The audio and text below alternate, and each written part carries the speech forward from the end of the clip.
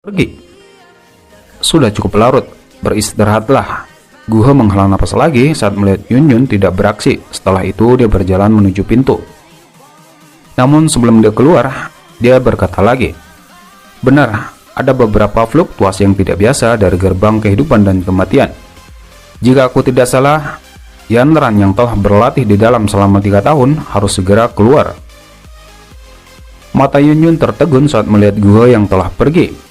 Sesaat kemudian, kepuasan secara bertahap melenjak dari matanya. Gadis itu, Yanran, akhirnya akan keluar dari pelatihannya. Di sebuah ruang sunyi, suhu panas telah menyelimuti seperti open. Di dalam kuali, pil obat mulai terbentuk. Perlahan-lahan berputar di bawah api hijau giok Xiaoyan. Setelah gagal dalam 3 kali, Xiaoyan akhirnya mampu menyempurnakan pil cetak campuran tulang. Keluar dari ruangannya, Xiaoyan langsung disambut seorang pelayan dan mengatakan bahwa Yao Ye telah datang dari pagi. Keluarga kerajaan sebenarnya sangat tidak sabar. Xiaoyan juga terkejut saat mendengar ini.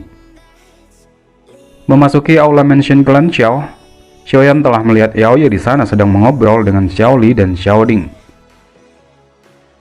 Tuan Xiaoyan, bolehkah aku tahu jika pil cetak campuran tulang berhasil disempurnakan? Xiaoyan melirik kecemasan di wajah Yao Ye. Dia segera tersenyum dan mengangguk. Untungnya aku telah memenuhi harapan tersebut. Kemudian Xiaoyan melambaikan tangannya dan botol batu giok muncul. Itu segera dilemparkan secara acak pada Yao Ye. Yao Ye sangat terkejut melihat botol batu giok. Apakah ini pil cetak campuran tulang? Dia agak kagum ketika berbicara. Meskipun keluarga kerajaan memiliki koleksi yang sangat kaya, dia bahkan belum melihat banyak pil obat tingkat 6. Ya, Xiaoyan mengangguk. Namun, kekuatan pil obat jenis ini terlalu sombong, oleh karena itu hanya binatang sihir yang bisa mengkonsumsinya.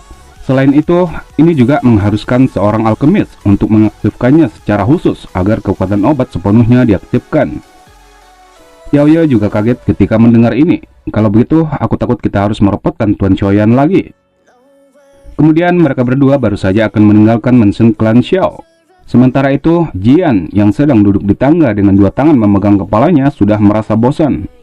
Ketika dia melihat Xiaoyan, dia segera melompat gembira dan segera menempel seperti permen karet yang membuat Xiaoyan juga tak berdaya.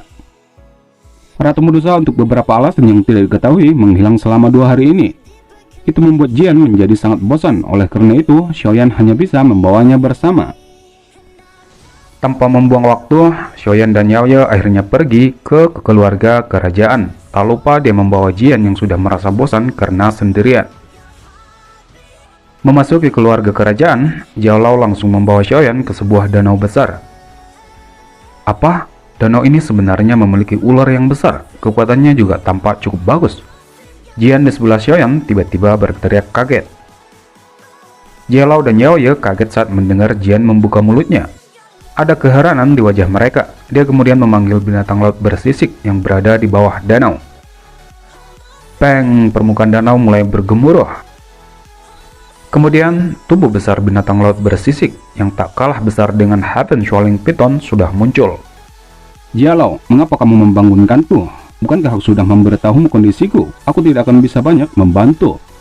Monster raksasa itu baru saja muncul ketika suara petir yang membawa ketidaksenangan bergema di permukaan danau.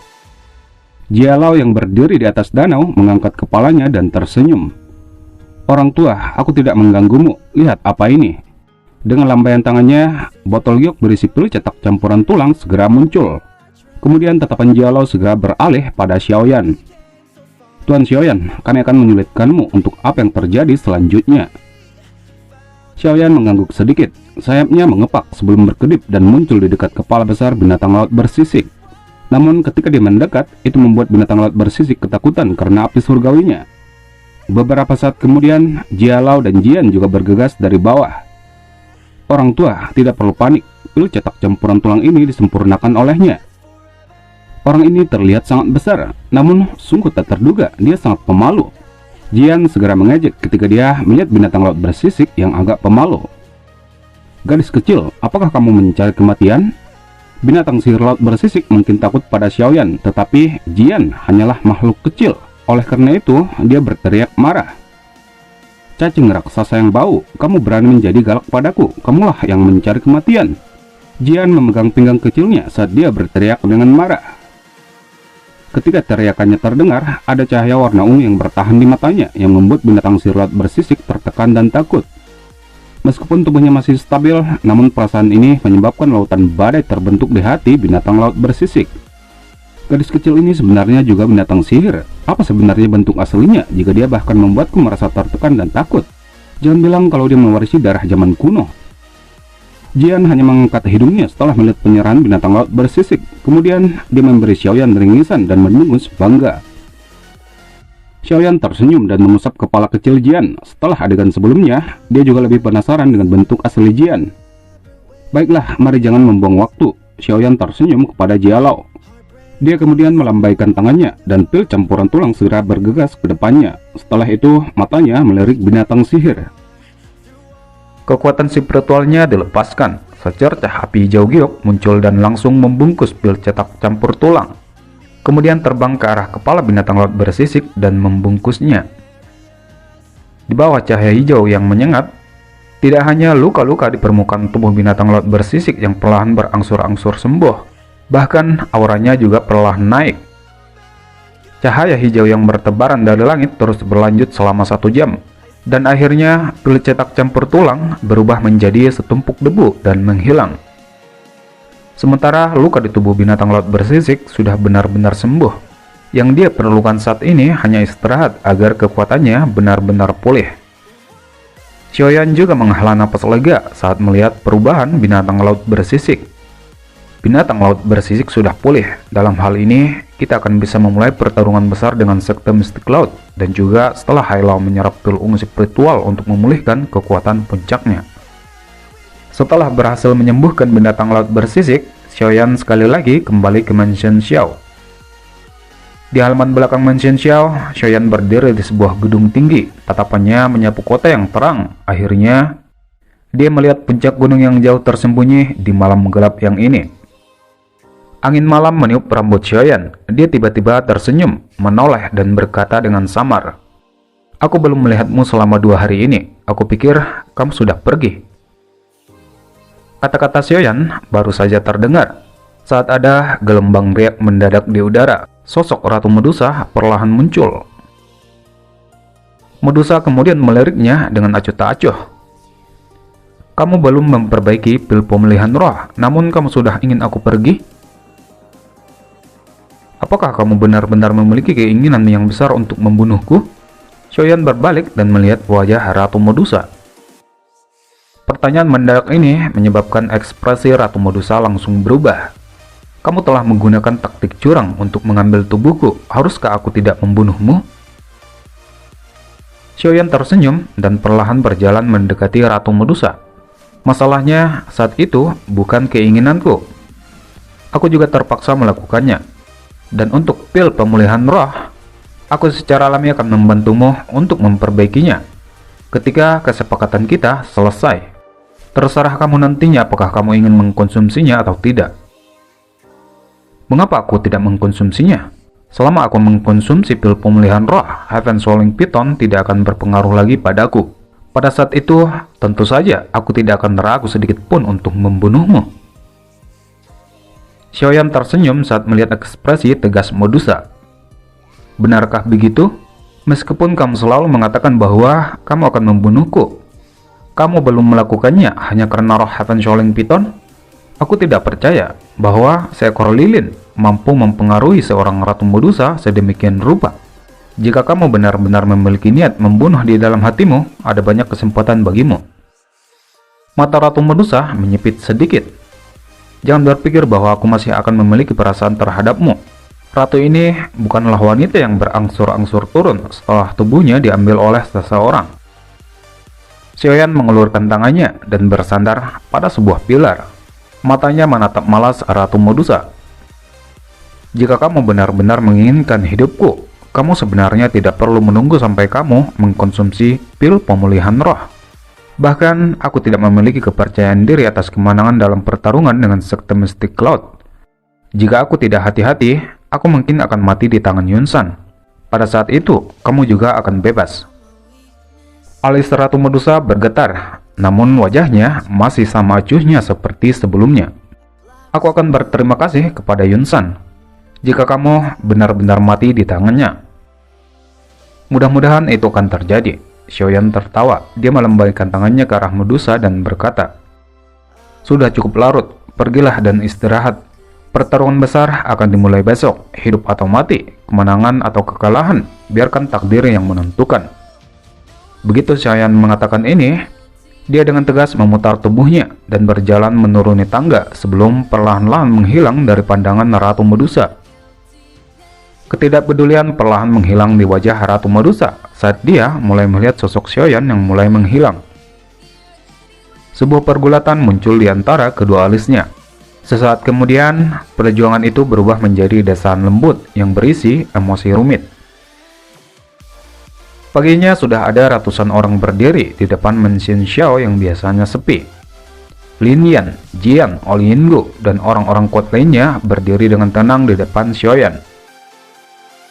Xiaoyan tersenyum melihat mereka semua. Benang panas berangsur-angsur melonjak di matanya yang hitam pekat. Hari ini adalah pertarungan hidup dan mati yang menentukan. Dia kemudian terbang ke udara, mengangkat kepalanya dan mengeluarkan raungan yang sangat jelas. Beberapa tempat lain di ibu kota juga tiba-tiba memancarkan beberapa raungan sebagai tanggapan tidak lama setelah raungan Xiaoyan dipancarkan. Sekte Mystic Cloud yang sombong dan kejam berniat untuk melancarkan pemberontakan. Keluarga kerajaan bersedia mengelurkan tangan pada klan Xiao untuk melenyapkan para pengkhianat. Klan Primer bersedia mengelurkan tangan. Asosiasi Alkemis bersedia mengelurkan tangan. Klan Mu, Klan Nalan bersedia mengelurkan tangan. Aura sombong terangsang dari raungan yang mulai terdengar dari mana-mana. Xiaoyan tersenyum dengan bangga mendengar beberapa raungan ini, kemudian menatap ke arah Sekte Mystic Cloud. Sekte Mystic Cloud, Xiaoyan dari klan Xiao ada di sini untuk menagih hutangmu. Sementara Xiaoyan sudah bersiap menaiki gunung Sekte Mystic Cloud, saat ini di dalam Sekte Mystic Cloud, lautan kegembiraan sudah terlihat. Warna merah cerah menyinari puncak gunung yang besar seperti lentera. Pernikahan pemimpin Sekte Yunyun adalah peristiwa yang sangat penting bagi keseluruhan sekte. Apalagi orang yang akan dinikahi Yunyun adalah Guhe yang memiliki reputasi yang sangat hebat. Oleh karena itu, pernikahan hari ini pasti akan menjadi hari yang paling semarak dari Sekte Mystic Cloud. Bagian tengah lapangan sudah memiliki panggung pernikahan besar yang dibangun di atasnya. Yunsan duduk di kursi pemimpin di atas panggung. Pada saat ini, dia sedang tersenyum dan mengobrol dengan para tamu yang telah memberi selamat kepadanya. Sementara Guhe berdiri di bawah panggung. Pengantin telah tiba. Suara yang jelas akhirnya terdengar dan lapangan sejenak hening. Seorang wanita yang mengenakan gaun pengantin berwarna merah dengan kain merah menutupi wajahnya. Dia perlahan berjalan menuju panggung pernikahan di tengah lapangan. Melihat mempelai telah tiba, Guhe dengan cepat berjalan ke arah mempelai wanita, kemudian memegang tangan Yunyun sebelum pasangan ini berjalan perlahan menuju panggung. Hari ini adalah pernikahan murid kesayanganku. Yunsan akan mewakili Sekte Mystic Cloud di sini untuk berterima kasih kepada semua orang karena telah menempuh perjalanan jauh untuk sampai di tempat ini. Ucapan selamat segera terdengar dari lapangan setelah mendengar kata-kata Yunsan. Yunsan sekali lagi mengangkat kepalanya, menatap langit sebelum melambaikan tangannya dan tertawa terbahak-bahak. Waktu yang menguntungkan sudah tiba, mulailah pernikahannya.